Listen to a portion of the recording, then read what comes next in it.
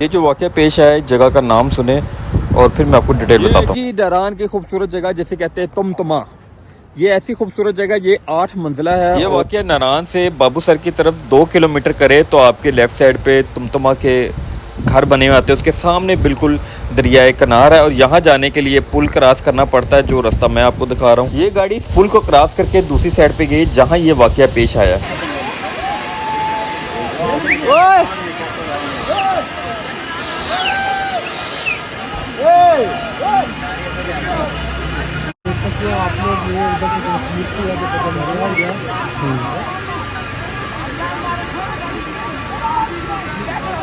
Rescue की team में फौरी तौर पर पहुंची गई।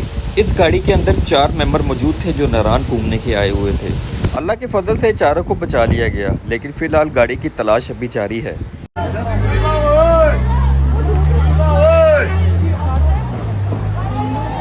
अंदर भी लोग हैं यार, अंदर भी लोग हैं। वो गाड़ी पे पानी भर गया।